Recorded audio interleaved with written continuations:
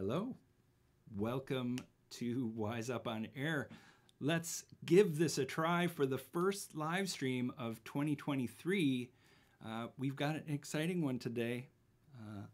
Let us know how it's sounding and looking out there in the world, and stay tuned because this is going to be an exciting developer discussion. I'm Damian Kaspauer, a product manager here at Audiokinetic, and I'm excited to bring a bunch of folks to the conversation today to discuss a couple of games made by Wildfire Games. Wildlife Games. Yeah. It's going to be an awesome live stream. I hear things are sounding good out there in the world, and this makes everything sound better in real life. And speaking of real life, I wanted to touch on some news that we announced yesterday as part of a press release with our friends and now partners at Dolby, who we are working with to bring Dolby Atmos developer tools to Wise over the next years. And it's the start of a really exciting relationship that we think is really in parity with the goals shared across the two companies. You can read all about it at the audiokinetic.com and dig in a little deeper into what we're working to achieve together. And right out of the gate, we're bringing the Dolby Atmos mobile gaming plugin to enhance the experiences with spatial audio on mobile devices using Dolby Atmos. And one of those special guests that I mentioned, who is with me today and will be joining us later, is Alistair Hirst from Dolby. Hey, Alistair. Hey, everybody. Hi, Damien. We here at Dolby are very excited about this new partnership. I think it's just going to see, improvements and making the pipeline and implementation easier going forward. I mean, it's already pretty simple and Wise, but this partnership will allow us to continue to develop our tools and, make that whole process as seamless as possible for developers. Yeah, and it's really cool. I've known you for a lot of years. I'm so glad to already have that relationship in place. It makes for an easy balance between working here, and I really look forward to what we're breaking off over these next years to help bring that pipeline to people's workflows and bring the accessibility of that experience of, that rich spatial audio immersive experience. So, agreed. Yeah. So, okay, stick around. You're going to be part of the live stream coming up, and I again thank you for being part of it. Cool. Congrats. So, other exciting news, we've got the Game Developers Conference right around the corner starting next week, and anyone who's out there going to be joining us in the San Francisco Bay Area, drop by our booth. We're going to have a whole team of folks from Audiokinetic there. We're super excited to get back in person and engage with the community. This is that community spotlight piece of Wise Up on Air, and it's really about reconnecting and hearing from folks out there using Wise and how they are empowered by the Wise workflows. So super excited for that. The other piece of that is that we've got a series of community presentations that will be features across our booth. So folks like the developers at Hazelight. There'll be a talk about GME from our partners at Tencent. Strata, if you want to get more info or hear some of those collections. We're going to be talking cyberpunk. We're going to be talking composition. We're going to be talking music on the beat in Redout with Paulo, who joined us on a Wise Up on Air.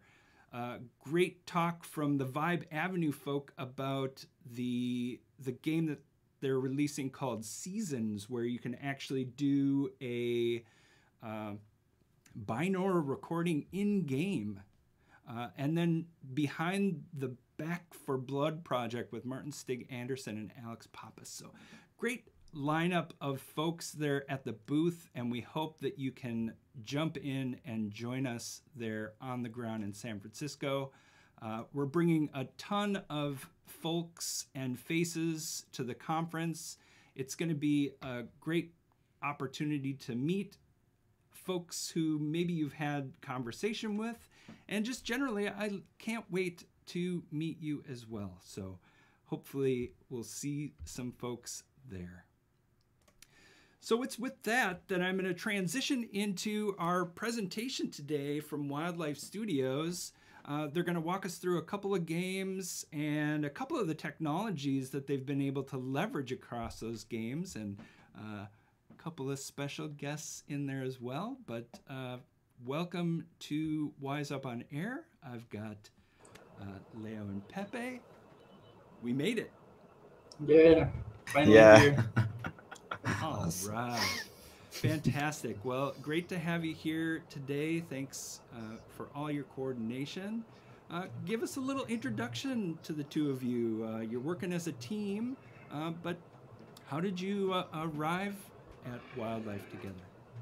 Yeah, Leo, you go first. Yeah, I'm Leo. I'm a technical sound designer here at Wildlife. I've been working at the company for, well, I think it's going to be 2 years next week. And yeah, we make a bunch of mobile games. And yeah, our routine is very chaotic because we are working on every game in the company. And so, yeah, it's just juggling a bunch of projects at the same time. And, yeah, that's my role here. Yeah, it's a little complex. That sounds right. And that's a developer based out of Brazil? Yes. São Paulo, Brazil. Yeah. Cool. Awesome. Yeah, first I want to thank you, Damon, for the invite, because I remember when I started to work with games, I think 10 years ago, I started as a game designer and sound designer as well. So when I started to learn what is dynamic audio, I dropped in the YouTube channel, and I learned a lot from Wise Tours and everything there. So it's nice to be part of it. So I want to thank you, because it's I think if I go back there, I will not expect that I am one of the person in the video. But yeah, it's nice to be here and share a little of experience. But yeah, I started to work at Wildlife 2.5 years ago, and Vincent Diamante, I think he did Wise appear here as well. He hired me there, so I work with him, and we start to build this team. He was like my mentor at Wildlife. It was awesome to have his knowledge to help and support this team. And we build this team. We are 5 people on Wildlife, doing a lot of different games, trying to create a pattern, create a standard, because it's very different games. Some games it has a little more complex, other games has a lot of boundaries and limitations that we need to do. So yeah, it's nice. It's a nice place to work. Awesome. We got a shout out to Brazil from Giovanni Webster, who was on Wise Up on Air a few months ago talking about Tunche, and of course Vincent Diamante, as you mentioned, we had as a guest talking about Space Folk City. So and you know, this is it. This is your community, and it's great to hear that that you found your way to the resources that Audiokinetic has been putting out in the community all these years, and just great to have your participation giving back to that community, sharing your experience. You know, the small team that you have at Wildlife, really diverse titles, and that's kind of what we're going to be talking about today, is two very different titles and how you have leveraged different pieces of technology to support those titles and what those titles' strengths are, right? And this is from the root structure that Wwise provides, from that base of, you know, interactivity with audio. But I just love the story about how your small studio then is pulling in these other technologies to be able to, again, support the uniqueness of the games that you're making. So to me, this is, it's a gift to have you here today sharing your knowledge. So thank you for the introductions, and let's go. Should we jump into the first game? Yeah, let's talk about Suspects. Cool. Yeah, first of all, really appreciate being here. It's really cool that you invited us here to talk about these games. Yeah, really appreciate it. Yeah. So yeah, Suspects is it's a 2D game. It plays kind of like Among Us, and it's a bunch of people in an area, and a couple of them are assassins, and the others are just guests trying to survive. And yeah, I'll play here a video of just a few seconds of gameplay. This is just like me running around, just so you can see how the game looks like.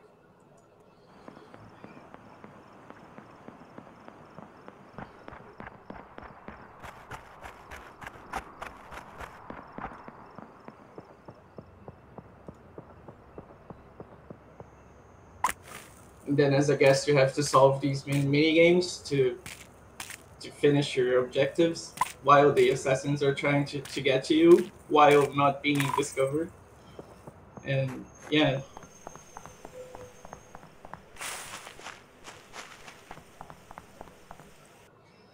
So yeah, the game looks like that, and in general, it's a very straightforward game in terms of sound. Like maybe 95% of the sounds in the game are like simple one shots and very simple structures. But then we had this big challenge that since it's a very social game, we needed a very robust voice chat because our needs for voice chat are very complex. Because when you die in the game, you become a ghost, and then people that are alive can talk to each other and they can hear each other based on distance, but the ghosts can talk to each other in 2D, like they can hear themselves anywhere in the map. And at the same time, they're hearing the people that are alive. We have a little graph here on the article we wrote. Let me try to show it here. Sure. Yeah. So yeah, it's kind of like this. Like people that are alive can hear each other based on the distance, and the ghosts hear the people that are alive based on the distance as well, but they hear each other in 2D, and then people that are far away aren't hearing anything. And then there's another thing that happens in the game, that if you find someone dead, you can call like a meeting to discuss who is the assassin. And then when that meeting happens, everyone hears each other in 2D but the ghosts. And then yeah, we have a bunch of different needs for different rooms in voice chat. And yeah, we ended up using GME to solve all that. And the implementation in Wwise was kind of simple on the Wwise side. Let me try to pull up here the Suspects Wwise project. Cool. And now Yeah. that you've said the magic word GME, actually, I'm going to invite another special guest into this live stream to bring a perspective from the development side. And let me welcome to the live stream Shawn Laptiste. Hi all. Yeah, I'm Shawn, Laptiste, the special projects lead at Audiokinetic. Basically, as Leo was just talking about GME, I'll quickly transition to an overview of what GME is and what it does. GME allows developers to enhance real-time multiplayer experiences, so that players can instantly connect with each other around the globe. GME provides real-time voice chat, voice messages, and speech to text that developers can integrate in immersive and creative ways. as a Wwise partner plugin, GME can be downloaded and installed from the Audiokinetic launcher. And once installed, GME provides a Unity Unreal Engine demo, in addition to a C++ demo that is very, very similar to our to the Wwise integration demo.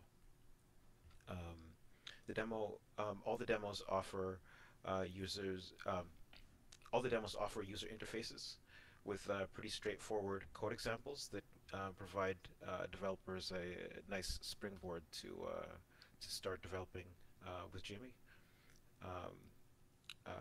As a side note, in the near future, we plan on providing an Unreal Engine blueprint only GME integration demo. That'll be there shortly. Expect it sometime in the near future. I guess I can go on. GME also, one really interesting feature that GME supports is crossplay that allows users on different platforms to easily communicate with one another. As far as I understand, I'm not sure if this is used. Actually, I believe this is used in Suspects. But either way, this is a good time to start talking about the platforms that GME supports. GME supports Android, iOS, Mac, Windows, Switch, PS4, PS5, Xbox One, and Xbox Series X. I guess that's my piece for now. Cool. So it's great because that plugin's been out in the wild for a bit. It continues to grow. It continues to evolve and expand that functionality. A ton of cool features there, that crossplay, like, and we can dig a little deeper into what's actually happening in the pipeline. And I think there's two sides of it, right? There's the engine side and the low-level aspect of it, and then there's the Wwise implementation side of it. So let's take a look at how you've brought that into Wwise, and then we'll circle back to a little bit more of what's happening behind the scenes. Cool. All right. Something that I think worth mentioning is that when you start to work on this project, voice chat was the core feature that the PMs want for this game, because it's one of the things that spot the game on the marketing. So at first we choose another plugin, another tool that did the voice chat, that deal with voice chat. But the problem is that when we are dealing with mobile, we have a lot of different devices with a lot of different configurations, and the type of games that not all games, but most of the games that we do on Wildlife, we are focused on very old cell phone as well. So we have a lot of limitations when we are doing everything. So we need to understand very well the boundaries to create everything. And one problem that we had that GME solved was that depends on the device deals in a different way with the audio sessions for the device. So when we had Wwise, it's our like game audio session, and then other tool that it's outside Wwise deals with a different audio session. And because the API and the way that it works, some devices treat this audio session as a voice call, and some devices it's automatically, you cannot change anything. They make a ducking on everything else. So everything that we did in the game was ducking because we are using this chat. So for us, it was a big problem because we cannot how we mix a game if when you start to talk in the game, everything it's ducked. And that was one of the problems. We find a hack to solve that, but Apple doesn't like that. So we need to turn back and stick with that for a while. So when you change for GME, we not just fix this problem because we are putting everything in the same audio session because it's inside Wwise, but give us opportunity to use GME as a part of our mixing because we can mixing well, right? Because it's part of the whole game session, and even use that in a more creative way. So I think not just that budget as well, GME, it's better and budget side as well. But I think that one was the first thing that for us was like, oh, we can solve this problem on, I don't know, a lot of different devices, a lot of different Androids with Windows as well, because Suspects we had Suspect on Steam as well. So turning to GME solved this problem, and I think Leo can explain a little more how we managed that on Wwise, but yeah.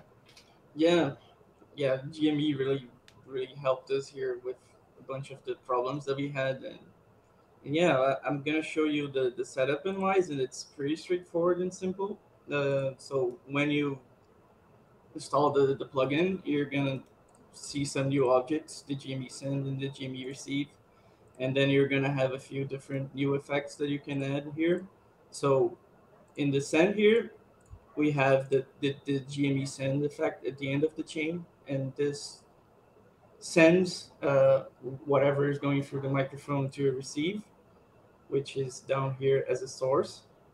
And then in your output system, you have the GME session, which handles the rooms and the user IDs. On the code side, the programmer can create different rooms, like the situations you have with like the people that are alive and the people that are dead, that they can hear each other sometimes and sometimes can't, so they're in different rooms. And then you can handle all those IDs and room things here. And then on our side, we had the need for 2D chat and 3D chat based on positioning and having attenuation. So we have two different receives here. So you play these events and then you can hear whatever's going through the microphone. And it's pretty simple. And since it's an effect, whatever you process before it, it's going to go through the receive. So this opens up some really cool creative possibilities that we ended up not really exploring on Suspects, but it was an idea at some point, maybe having like character skins that have some kind of different voice filters and voice effects, like maybe a ghostly skin that has like more reverb and things like that, which is really cool to think about. And you can also do some things here with since it's an effect, like on Suspects, we have a Wwise meter here that's metering whatever is coming through the microphone. And then let me change here the screen to the video again. Hold on. Where is it? Here. And then we can do things like this, which is a very simple feedback, but it works really well. Like in this example, when the microphone is picking up something, it blows the character. That's all based on the Wwise meter. Ah, cool. Yeah. It's really helpful, and yeah, that's pretty much all the Wwise setup for GME. It's a lot more complex on the code side, but yeah, here on Wwise, it's very simple. You can get this running really fast. Yeah, so you're bringing it in as a source audio plugin, and at that point it enters the Wwise ecosystem. You have the breadth of tools at your disposal in Wwise, and because it's part of Wwise, not only do you get everything in the box, but as you mentioned up front, Pepe, it's like now it's not two different systems. Now it's not voice on the phone and Wwise or audio, all the rest of the audio, right? They're not competing for that audibility using the systems that are in place on the mobile devices. It's just all wrapped up in Wwise, and then you have Wwise, the power of authoring there to make these choices and considerations. Yeah. I think not just help on not just help them solve these problems, but for us was more organized, right? Because we can understand what is happening, because sometimes we had a lot of different bugs that voice is not working in some game mode. Why? It's hard to debug because we have the sound, we have the voice, some problem with mixing sample rates because some devices has a very limited memory. So putting everything in the same tool help us to debug, to profile, to understand better what is happening. So I think that was the I think the best thing considering this changing. Yeah. Cool, cool. So Shawn, behind the scenes now. So we've got audio routed into Wwise through the GME source audio plugin, but what's happening actually as someone is speaking on their side of the screen? Where does that voice go, and how does it arrive to the game, and what kind of considerations are there on the game side for setting that up? I know that they mentioned being able to establish different rooms where they could connect different voice categories together for ghosts versus players, and I don't know, unpack some of that for me if you could. So okay, that was a multi-pronged question. I know, sorry. So, so I'll start off from you initially asked where does the sound go? Yeah. This GME plugin uses the Tencent GME cloud, and voices are routed on the network, and the Tencent receive plugin receives the data, receives the voice, the audio streams, and pass those audio streams along through. But first does voice this echo cancellation to ensure that the voices that are sent onto the network don't have the sound being bounced back. That's, I guess, the first answer to the first part of that question. Nice. The other part of the question was... Yes. So once they're up in the cloud, they're all landing in synchronicity. Now they get pushed out to the client, and there's considerations that you have to make on the engineering side, on the game side, right, to tie those back together. Yes. So so there are a number of things that need to be considered. Which players need to be heard by other players, which players definitely need to be considered in separate rooms. I'm using quotes, but I shouldn't use quotes, so no quotes. Those are all major considerations. As Leo was pointing out previously, or in the image above, there's the consideration of whether to use 3D attenuation, whether you want the voices to be 2D. Those are artistic considerations that would be done inside of Wwise. And also, as Leo alluded to, the audio effects can be applied to the voices to provide some depth of, let's say, integration or immersion, if required. So there's a lot of essentially all of the Wwise features are at the sound designer's disposal. The audio that comes in for individual listeners acts essentially as another sound source inside of Wwise. So it's very easy to do all the routing that you would normally want to do with any 3D or 2D sound with voice. Cool. Well, thanks for that perspective on both sides of the equation. And it's interesting because when we first started talking about bringing suspects to Wise Up on Air, it was like, well, what is there to talk about? It's like a game. You like chat with your friends. You're like talking, and then. But I loved the story because it is a game that is based around voice, and it feels like you are able to pull off the creative pieces that you wanted for suspects, and again within the comprehensive tool set that Wise delivers. And one of the things you said to me up front was, "Oh, what is there to talk about? It was just so easy. Like we just kind of turned it on, and it just kind of worked, and we just kind of just kept going with what we knew about Wise." So I guess anything else to add there on that side of the experience? Yeah, I guess my favorite feature of using GME is the fact that, again, it's all inside Wise, so we have like a lot of control over how voice is gonna sound, and that was really helpful in our game, since in each match there's like, and I think the max is like 10 people, so that's 10 different microphones talking at the same time.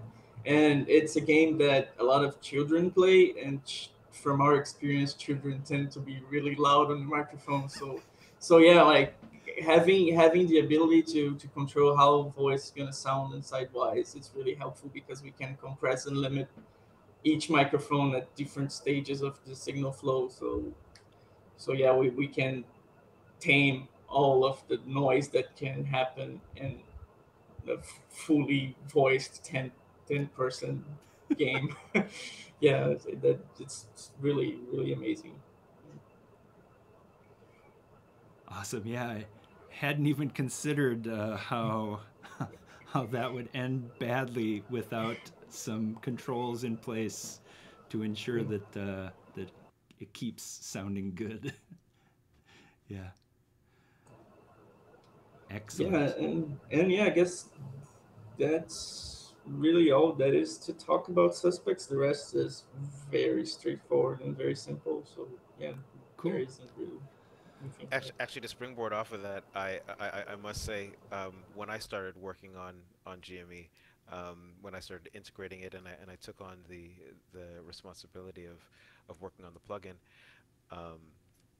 I was shocked that when you load up the demo, it does what it needs to do. You don't have to do much, and you have voice chat working. So my suggestion to anybody out there who's listening, if they're interested in this technology, try it out. Try it out. Download it from the Audiokinetic launcher, and get a feel for it, and see if it makes sense to incorporate into your game. Cool. So here's the page we have for it at audiokinetic.com. You can start an evaluation with it and check out the feature set. As Shawn mentioned, there's demonstration materials that come with it that help give you an idea of, some implementation techniques. And it continues to grow as platforms support expands, as what did you say, the way that it can speak across all the different platforms? Crossplay. Yeah. So you can be on an Android and be playing with someone on an iPhone, but the technology is neutral. It just works across devices. And so I think that's a huge thing moving forward, as we just want to bring people together to play and to experience these things together, regardless of their hardware affiliations. So I love how that technology is growing. So thank you, Shawn, for being here today as a GME expert. It's great to be able to feature your content matter expert perspective on it. Much appreciated being here. Thanks so Thanks, much David. for joining us today. Cool. So we are going to switch over to our second featured game from Wildlife Studios. I'm excited for this one as well. And I know we will have some surprises during this presentation as well. But for now, should we give people a little peek into that? Yeah, sure. Cool. And right on. So I'm going to, yeah, close. I was very close. Pew, pew. Ta-da. Pew. Cool. So tell us a little bit about this game, Sky Warriors. You want to talk about it, Pepe? Yeah, I can. We'll talk about Skywalkers, right? Skywalkers, it's a dogfight game. It's a aircraft game. It's a war game. And on Skywalkers, we have a lot of different game modes. Some game modes is just dogfight, so the players need to destroy the other players. But we have also some game modes that are more defending some base, defend some other airplanes, defend some ships, or attacking, or we have PvE as well. The game is PvP, so it's very important that everyone listen the same thing, the same time, because this type of games, the players are very enthusiastic to play and grow up and be better on the ranking system. So when we drop something, we need to maintain that level, and not just on the quality, but we cannot change a lot because they are used to that for using as a feedback for gameplay as well. So yeah, I think it's more straightforward fighting game, but with a lot of different game modes. And because it's a dogfight game, the game has a lot of opportunity for spatial sound, because a lot of things happening in all directions. And unfortunately, on Skywalkers, we don't have the cockpit view, so it's just the third view. But we have a lot of opportunities to create this atmospheric and create this spatial sphere outside of the plane. So yeah, I think was a awesome game that we deal with a little boundaries as well. As I said, we focus on devices that are very old as well. So when we start to do the game, how we do the engines, how we do the dynamic music, we cannot use a lot of layers because some devices don't have space or memory. It's a little limited. So how we deal with that. But I think we find some solutions that help to improve this dynamic of the game. And I think, Leo, you can show a little how the game is. Yeah, I'm just gonna play a few seconds of the game here in Unity so you can hear what we're talking about, and hopefully it's gonna go smooth. Yeah.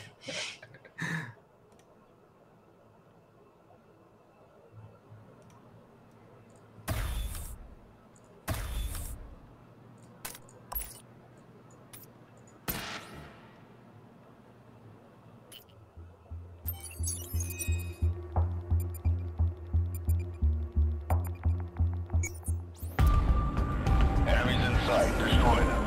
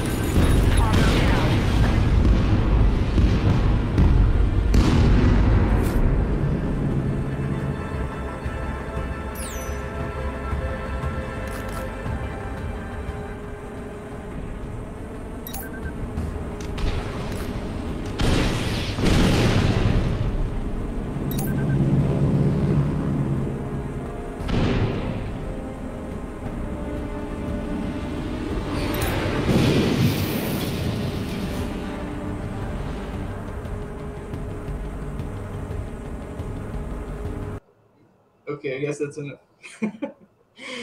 Yeah, so yeah, it's a jet fighting game with a bunch of different things happening, and yeah, we had the opportunity to use the Dolby Atmos technology for mobile inside Wise, and yeah, I think it turned out really really cool. Let me change here to the Wise project.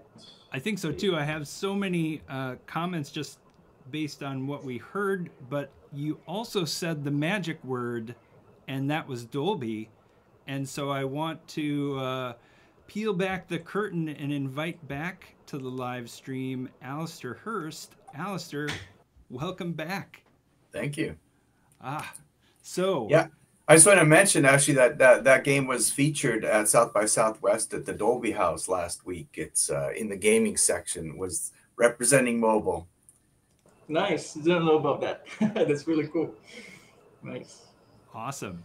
Well, and yeah, so this is a dogfighting game. You know, the sound of your plane engine is super important. It's giving you feedback about how fast you're going, and this is, of course, all dynamic. You know, the UI up front, like star of the show, sounded great. And again, just a lot of opportunities, as you mentioned, to, you know, push sound kind of outside of a person's head, using the Dolby Atmos for mobile plugin. So we'll talk a little bit more about that and maybe some of the considerations that you took there. Did I also hear some filtering on the music that was happening? That was cool. Yeah. There's a lot of things happening in this game. Yes, some of the things we choose because, like, for example, the music, I think Leo can show a little, but on the music we have a lot of segments because layer is a little complex on mobile because the space. But to create more dynamic, we add a lot of filters. Like if you are very high, we apply a filter. If you are very low, apply a filter. If you entering a cloud, we apply some filters as well.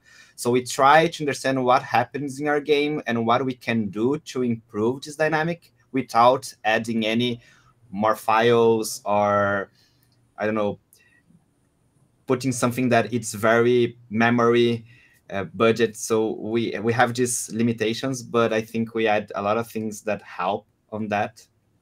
And yeah, for sure. It's when you're space limited on, you know, disk space, right, on the mobile platforms, you really have to leverage what you have in the toolbox. And in your case, it sounds like you're really pulling all of the stops out to create a dynamic experience for your music without just throwing wave files at the system and onto people's devices. So one of the strengths of having those tools in your box, you know, is being able to extend that experience and leverage what's happening in the game.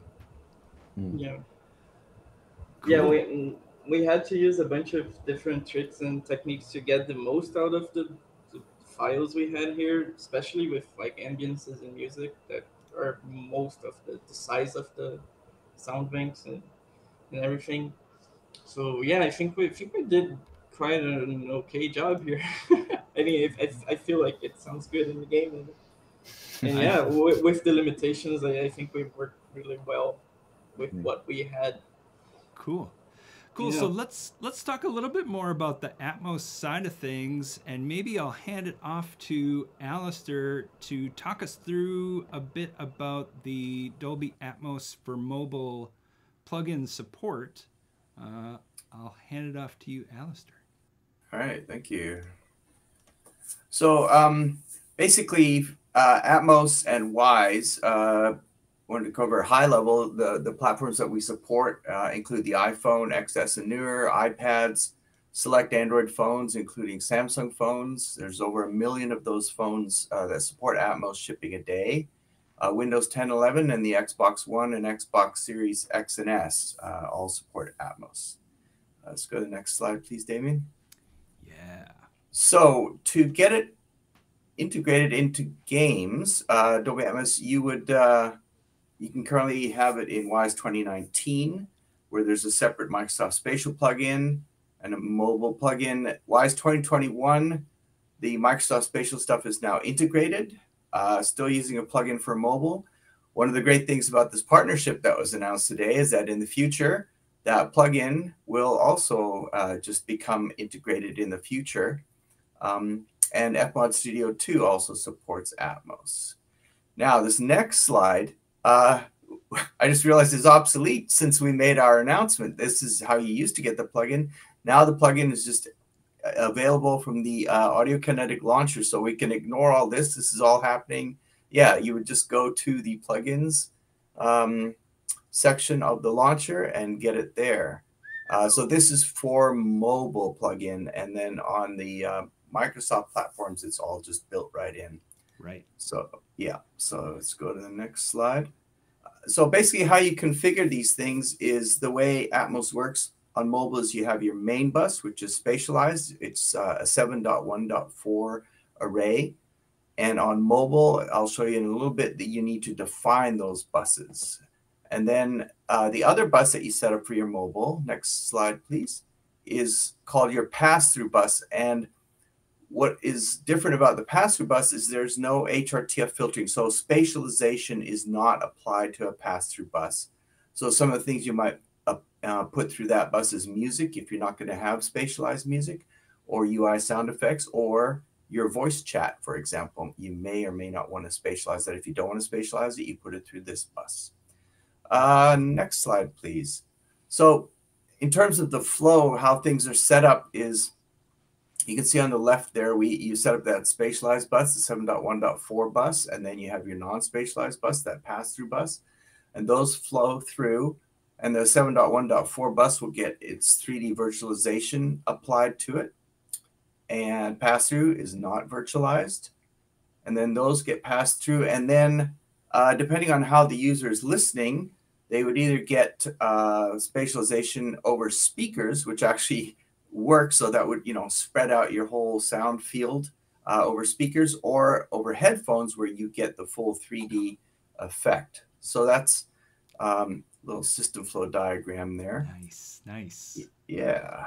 And so a couple of quick slides just to show you how things are configured.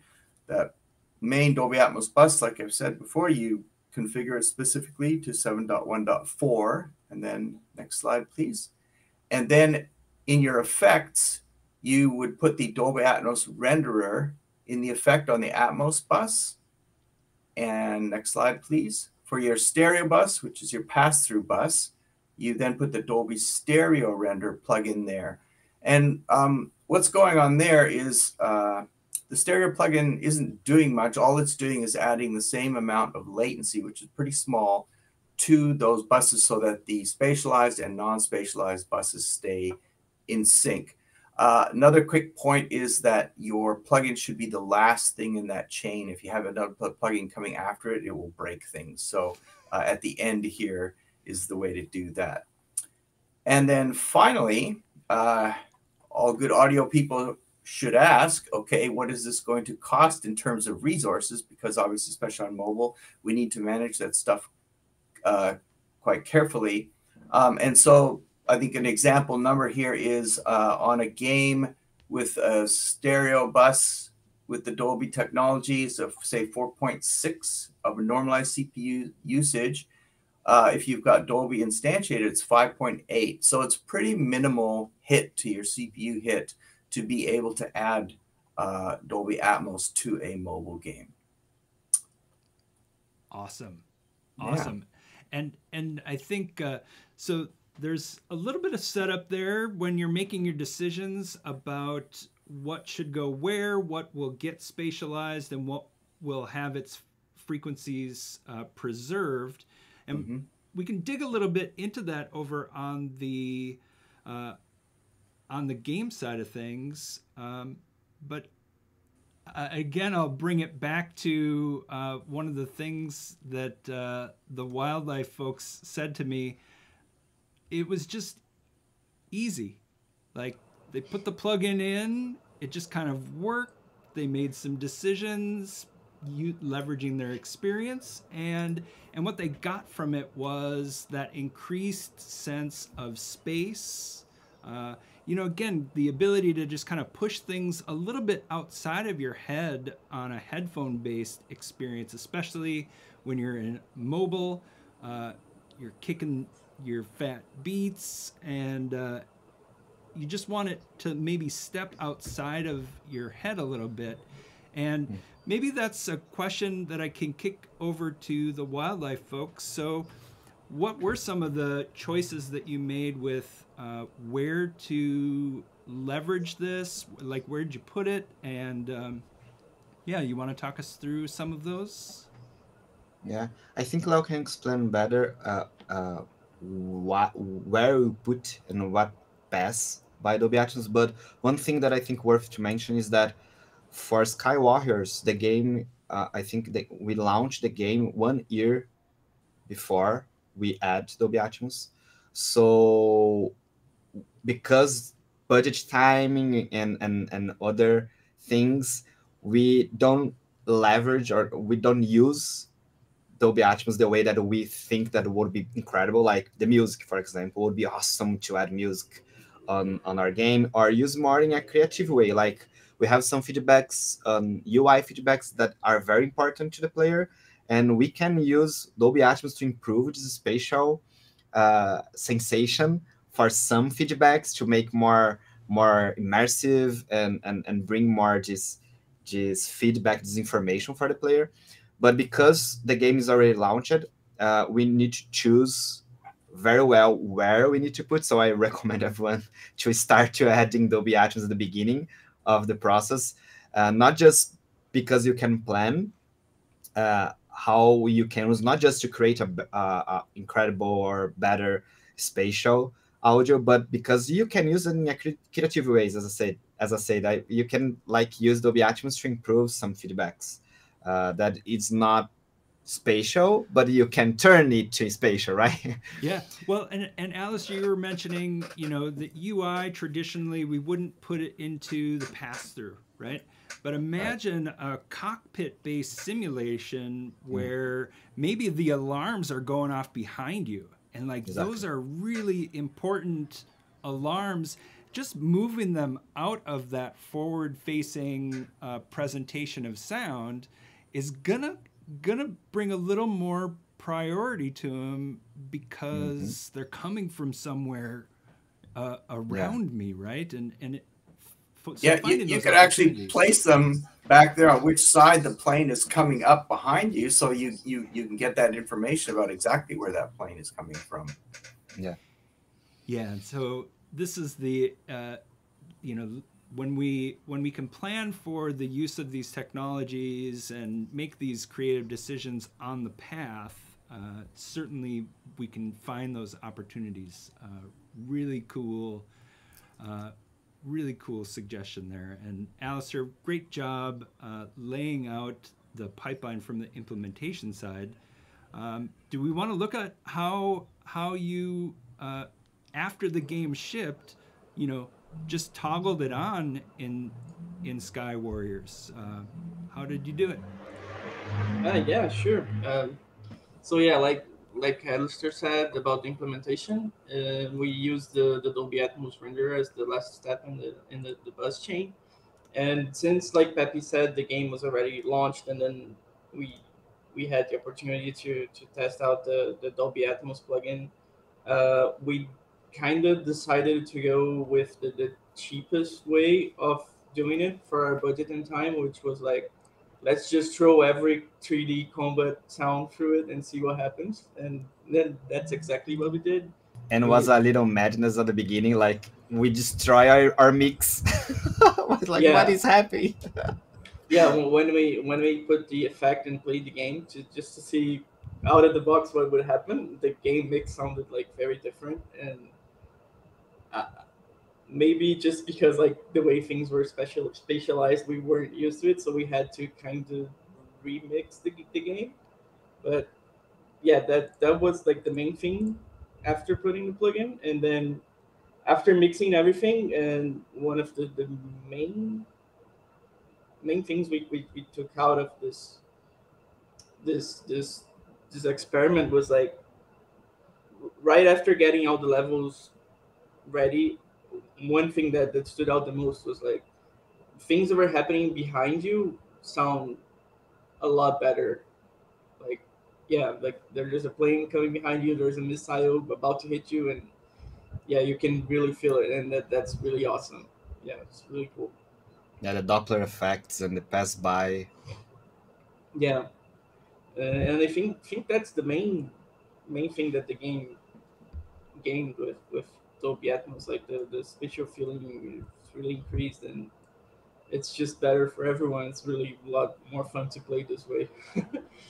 Yeah, So that's cool and because you had already routed things in 3D in the mixer hierarchy. You had an easy access point to just say, okay, well, toggle it on. And yeah. from there, were you making mixed decisions that are state based? Are you changing things per platform? We didn't get to change things based on platform, but yeah, there's some different mixing things we did after putting the Dolby Atmos thing, especially with states. And I guess around about at the same time that we added the Dolby plugin, we added some features to the game that helped us have these ideas like the clouds and things like that weren't when there were in the game release. So yeah, there's a lot of different filtering and things going on in real time in the game. Yeah, yeah. So Nice. yeah, I guess I can show some of those things. Let me see. I wrote a little script here. So yeah, I think the first thing we could talk about is like maybe the engine. Yeah. Do you want to talk about it, Pepe, since you did most of the work in the engines? Yeah, I can. We have a lot of different jets on our game, but we can't create sounds for each specific jets because we have this limitation. So what we did, we create a few jets that can cover some aspects of some jets, like this one turbine, two turbines, or we try to understand like this sounds like a F something, and this one sounds like a little more, I don't know, more advanced. I remember when we started to do this, Vincent was working with us, and he understand a lot about this about jets, and we are like how we can make this sound more close to this one, and how we can use the same to make more close to that one. So we create a lot of layers on a blend container, and we change the layers based on what is happening in the game. At the beginning, the jets start the engine and then start to fly, but right now we just start the game already flying, so we lost some engine dynamics. But I think it's very very simple. Actually, it's just a blend container with a few filters, and a lot of layers based on some mechanic sounds, some burst sounds, and yeah, and a few different uh, types of texture that we try to use for all jets that we have in the game. Yeah, I guess I can play a little bit of this here. Let me see if it's gonna be loud. Okay, it's alright. And then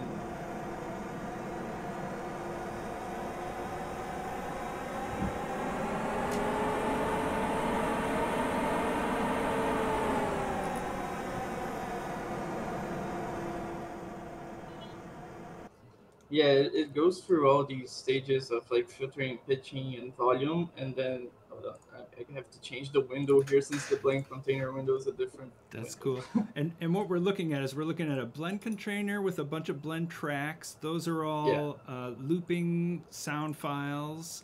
yeah, And then you've tied the parameter for plane velocity or speed yeah. If you to. remember from the game screen, there was like a a thing on the right of the screen that you would go from 0 to 100%, and this is tied to this jet engine power RTPC here. Cool. So the faster you go, the stronger the engine gets. Right, and the red line is the volume of that layer of the jet engine, and the green line is the pitch. Then Yeah, so you're exactly. modifying those over the range of that jet engine parameter. And for the other engines, it's pretty much the same, just a little bit different files and a little bit different RTPC curves. And hold on, let me go back to the main Wwise window. Cool. Okay. And besides that, changing the engine sound, there's a bunch of RTPCs also controlling them. Gotcha. The main one is controlling volume, which is just like a random modulation that's changing the volume from -6 to 0 at a random spot over time, just so we could get a little bit of variation on the volume. Because one challenge that we encounter mixing this game is that the fact that when you're in game, like playing, you're hearing engine 100% of the time, and it gets very noisy and very annoying. Yeah. And so every little bit of variation that we could add to the sound, we tried, and most of them stuck because it really adds just to get the sound, the texture changing a little bit. So yeah. This one is just a modulator with a random waveform, just changing very slowly. Perfect. And Alistair, I don't know if you ever worked on a flying game, but you have a lot of experience with racing games. Yes. That must sound really familiar to you. It sounds incredibly familiar. Yeah, I worked on 22 different versions of Need for Speed. So that, yeah, it was a constant battle with that. And you're right. It was the same approach of layers and trying to get as much movement in there between layers to get those shifts in texture. I agree. That's a great way to approach it. Yeah, and the other main modulations, there's two RTPCs that are tied to the same parameter, which is the analog stick on the left, and it goes from 0 to 1 based if the analog stick is in the middle or in the edge, and then it changes the volume, the pitch, and the filter. And this has like a very slow slew rate, so if you're holding the stick in a direction, you get a little bit of long change in the engine sound. And then this other RTPC is tied to the same parameter, but it has an even longer slew rate. So if you're holding a direction for a long time, it's gonna get filtered over a long time, and then when you let it go and go back to the middle, the engine is gonna settle down back to the normal position after a while. And I think this is like the main thing that helps the engines sound not very annoying after a while. Yeah, because we need to change the texture. We are trying to change the texture because when you are making curves and imagine steady sound all the time, we are like, oh my god, we can't play this too much. So adding this filter help a lot to make more dynamic sound, I guess. Yeah, that's a sick trick. Really nice. Really nice. Yeah, and besides all the movement RTPCs, there are a couple of states that change things here. When you die, yeah, this is mostly the clouds. When you enter a cloud, you have some voice and you have some volume change and filtering, and then maybe it's somewhere else here. I'm not sure. Yeah, when you die, you also have your standard volume and filtering. And yeah, I think this really helps bring the engine to life, and then not just be some steady noise. That's just great. And as a player, you can choose your vehicle up front. It's your loadout. You know, what plane am I going to be flying? And then in a PvP scenario, everyone else has chosen what they're playing. And so all the engines are just, you know, they're the same whether it's you or an NPC, or do they change? No. Yeah, it's a little bit different. So we have the local engines, which is you, the player, which has a bunch of different layers. Cool. And then all the other players are playing one of two different remote engines, which are a very simplified version of the of the main engine, and it also has some volume. Where is it? I can't find it right now. But yeah, the all the other players are they play a very simplified version of the local engines, and for two reasons. One is we didn't want to add a lot more noise on top of the main engine noise, and the other reason is we had like a very tight voice number budget, and we saved like the more detailed and layered approach just to the player, and all the enemies play like a single voice each one. Yeah, imagine 10 players with just a lot of blend and layers and blend content. Yeah. It'd be a mess. Yeah, we were hitting our voice limits like very fast, so we decided to go through the simplified approach. And then just to give them a little bit of variation, there's a kind of Doppler RTPC, just getting the relative velocity between the two, you and the enemy, just changing the pitch a little bit, and then you have a little bit of cone RTPC here, doing some attenuations based on where you're watching, like where you're looking. So if you hear more things that are in front of you and things like that, things are kind of behind you or get a little bit dark and filtered.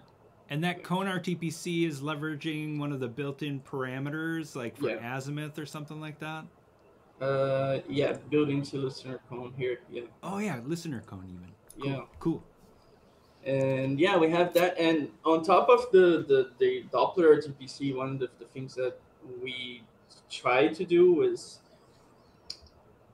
we had a bunch of different ideas and options, and we ended up using this one. It's like when you do a pass by close to someone, we trigger a one-shot event for like a very hold on, where is it?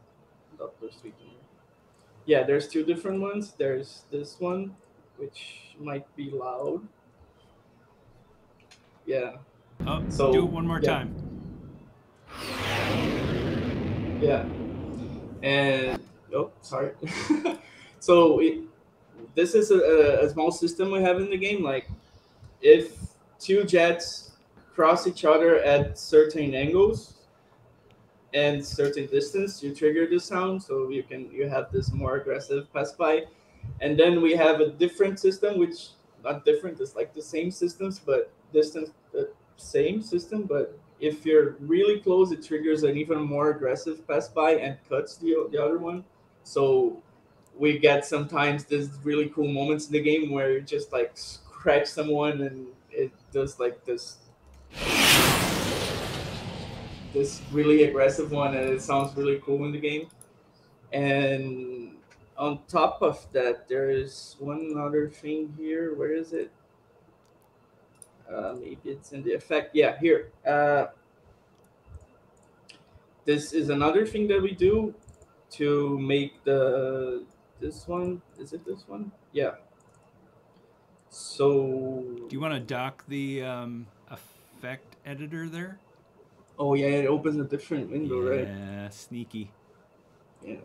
Hold on, let me just try to find it. I can't find it. I won't say that we changed the newest version of Wwise to present better on live streaming, but but in the new version of Wwise we have a tab-based editing workflow that now presents that effects editor in the same center-focused context. So coming soon to a workflow near you. I can't really find it here right now, but because it's been such a long time since we touched this project. But it's cool. It's cool. Yeah, another thing that we do to make these close encounters even bigger is we add effects to a bus. We had distortion and delay, and we add like a wet and dry mix RTPC based on the distance. So if you get really close to someone, it gets kind of distorted and adds a little bit of delay just for an added excitement. And it's just like a very snappy thing because the distances in this game are like wild. So like in a second, you're 1,000 units away from someone, and then you're at 0. And then in the next second, you're 10,000 distance away, units of distance. So we have this RTPC type like to be like a very short amount, so only if you barely scratch someone you get this little bit of moment of excitement, and it's really cool.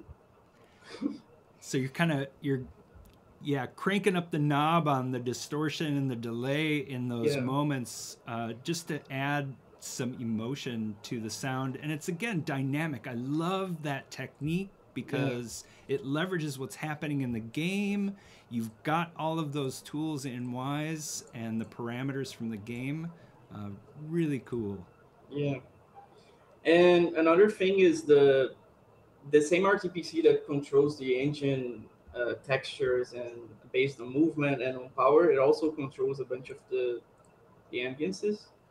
So if you go faster, you hear a little bit less and bit filtered in the ambience. And if you like turn your speed all the way to 0 and kind of brake, the ambiances go really loud and you can hear them. And then there's this bass wind, which gets modulated over time by, and then this is a volcano stage that we have that you get close to it and then it gets very slow rate change here.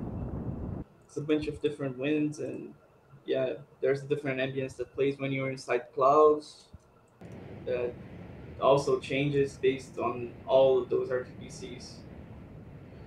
So the ambience, it's kind of sometimes it gets messed up by all the different noises that you have because you have the engine all the time and you have music on top of that. But there's these small moments where the ambience shines, like when you enter a cloud and then everything gets filtered and then you can hear a little bit of the ambience, and it's kind of cool. It's just a change of sound palette in your ears. That's great. Yeah. I want to just highlight something here for a second.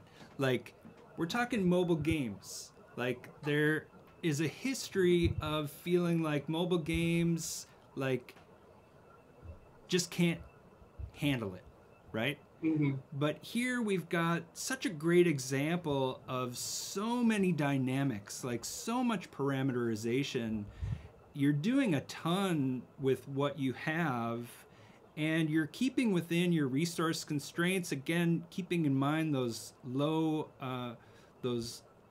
capability platforms, but you're not shy. You're throwing parameters at stuff to keep the soundtrack fresh, and it's all working on mobile for those low spec profiles.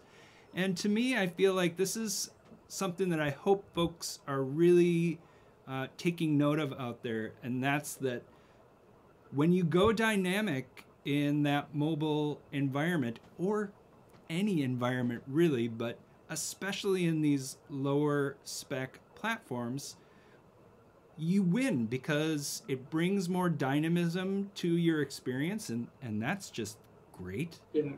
But also it leverages the strengths of what you already have in the box. And so many great examples here of leveraging those parameters and not being shy even in a constrained platform environment.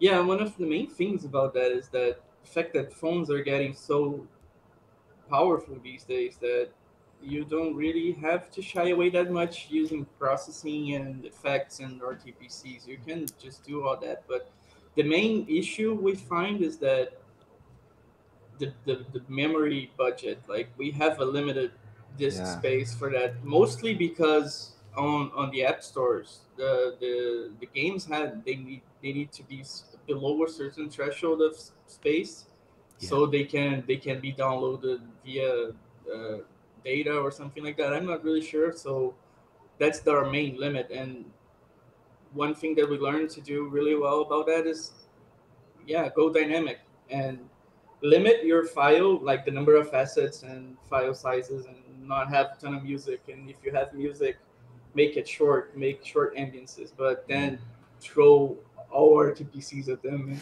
and make them shine. And some games that we do at Wildlife, like Zuba, it's a different platform target, so we can we have a lot of sounds on Zuba. We don't have a lot of limitations on there. We use remote asset bundles or remote bundles, so it's not a problem, the budget size. But depends on the game, on the target, because this game we are aiming for a very a different target that plays other games that we had. War Machine, it's a very, very, very old game at Wildlife. And because we are aiming that type of players, the limitation is way different than work on a Zuba or a Tennis Clash, that other games that we work, that we can do more stuff. Yeah. So I think it depends on what the target is. Like Free Fire, for example, it's a huge game here in Brazil, and it's a very different target than Call of Duty, for example, that has a lot of new things but don't work on very old devices. So I guess that, as Leo said, I think the last years mobile improved a lot. So we have games like Diablo Immortal or Genshin Impact that is incredible. And when we are targeting that devices, I think it's like almost, it's not like, but almost like doing for PC. We have a lot of limitations, but we can go more crazy. But when we are doing for very, very old devices, I think the story is a little different. Yeah. Yeah. So I'll carry this from the chat. We got PDX saying, learn to love your limitations. So that's coming at us from there. And limitations can be really creative. Yeah. Thanks for joining us today, PDX. Good to have you there. There's also a question about the number of spatialized voices when using the Dolby Atmos for mobile plugin. Do you want me to put that slide back up, Alistair? Sure, I can answer that. So on mobile, there aren't discrete Dolby Atmos objects like there are on PC and console. So for mobile, at the moment, as we know, phones keep getting more and more powerful. Everything is rendered into the bed channel, so there are no discrete objects yet. And I have no inside knowledge of when that will happen. I just see how technology marches on. But yeah, currently there are no discrete objects on mobile. Another thing I should note is that on iPhone, it's currently a full 7.1.4 bus, and then you write to 7.1.4 on Android as well. Although on Android, currently what happens is that gets folded down to a 5.1.2. But that's all just happening in the background and is handled for you. And then in the future, if and when Android goes to 7.1.4, your games will just automatically then go to 7.1.4. And then on phones where it's stereo, the plugin, everything is just handled and it will fold down gracefully to stereo. Well, and I love that explanation, because at the core, really what you're saying is it's going to get handled, right? You're going to author once for your experience, and the technology is evolving to a place where it's just going to manage those things for you. And I think that's one of the strengths of the spatial technologies. Yeah, agreed. Nice. And so again, we're talking limitations, but adding something like the Atmos for mobile plugin, it didn't break the bank resource-wise either. It was something you could bring in even after the fact and say, okay, yeah, this is going to enhance our game, and it's going to enhance the player experience as well. And speaking of breaking the bank, using the Atmos plugins costs you, the developer, nothing, so it will not break the bank. Yeah. Nice. And yeah, speaking of limitations, I think this brings me to the last thing that we want to show from Skywarriors, which is the music system. So we have 3 different main pieces of music in the game, which is the menu, and then 2 different dynamic ones for gameplay. And yeah, one of the things that we do here to embrace the limitation of like we don't use like layers, and we have like one whole rendered song. And then what we do to make that a little bit varied is we added like these cues on different sections of the song. So like every time you go to the menu, there's a chance that you hear a little bit of silence, so that you can get to experience a bit of the ambience of the menu. And then when the music starts, it's gonna start from a random cue. So menu isn't a place that you're gonna be wasting a lot of time. So every time you go there, you're gonna listen to a different part of the song. And but if you wait there, it's gonna loop, and then you're gonna hear it all. And that is also translated into the combat music. It Most of its sections also have custom cues set on them. So when those transitions and those parts play, it's gonna play from a different part. So with less files, you get to experience more music in a way. And for the gameplay music, we have the system that it tries to detect what's happening in the game. So if you're really far from enemies, if you are not target locked by an enemy, it plays like this really ambient part. And then if an enemy jet gets from within a certain radius from you, it transitions it into this like pre-combat stage. And then if you lock into someone, or if someone locks into you, it goes into this more intense part. And then at the end of the game, the last 30 seconds, it goes to an even higher state. And it works really well for a game because we are changing these states all the time. Like, yeah, you get this really intense music during a combat, and then you die, and then you're far away from everyone, and then it goes back to chill again. And it works really well. Let me try to play it a little bit here. Yeah, this starts at an intro.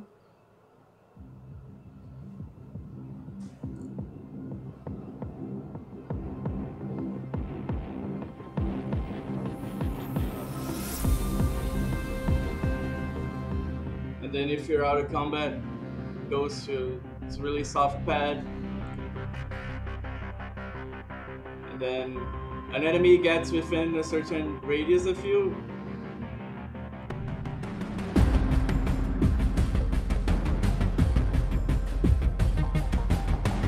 And then if someone locks into you, it goes into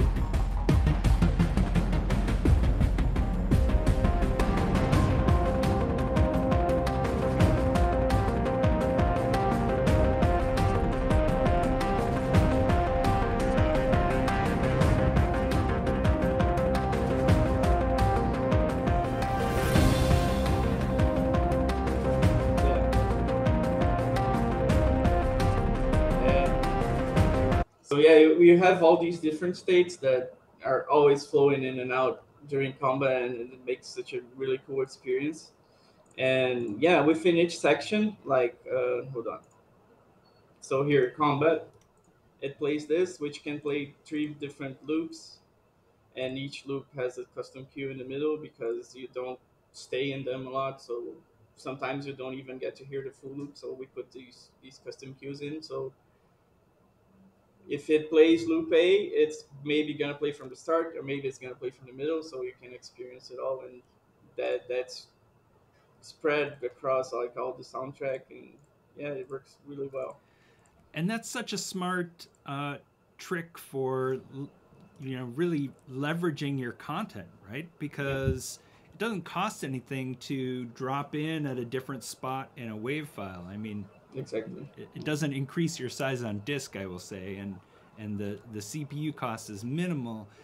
But what you get is, as you said, that freshness of the music each time you come back to it. And I think that again just plays to the strengths of your design, where you're making those decisions for constraints based on your limitations.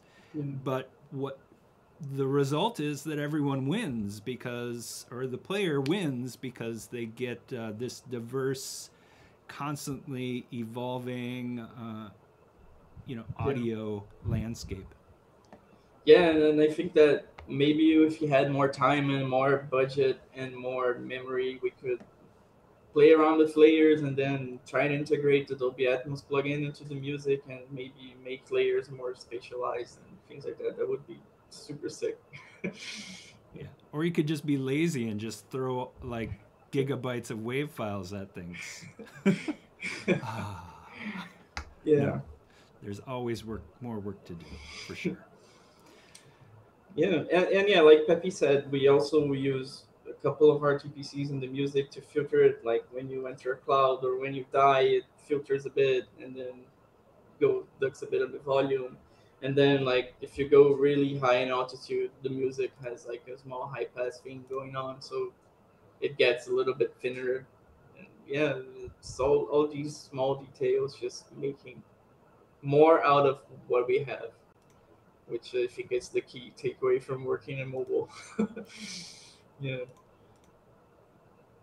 Nice. And yeah, I think that was the last bit of what we wanted to show. Is there anything else you want to talk about, Pepe? No? No. Cool. I got something to add, Damon, if you Yeah, don't mind. please. Is at GDC, just wanted to point out that at the Dolby booth, we'll be having a lot of seminars, including some guests from Audiokinetic, including Damien, will be speaking at our booth. So you can check out the schedule at games.dolby.com. Excellent. Yes. Looking forward to dropping by the Dolby booth, talking about object-based audio, and yeah, it's going to be a great time there, reconnecting with the folks in the community. Excited for that. Yeah. Well, speaking of community, thanks so much to you both for bringing this live stream to folks out there who are tuned in. Alistair and Shawn, your contributions to it really helped elevate those decisions that they made with technology to support these titles. Thank you for participating. Thanks so much. Yeah, thanks for having me. You. Yeah. Thank you. This was amazing. Yeah, it was amazing. Yeah. Well, again, there were so many great nuggets in there that I'm really glad we were able to carry across to folks out there. Just a masterclass in mobile development, leveraging your resources, and pulling in technology when it makes sense, right? To support the gameplay.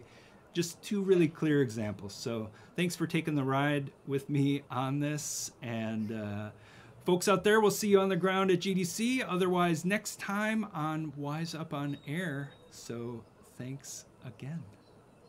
Thank Take you. Care. Bye. Bye, everybody. Bye-bye.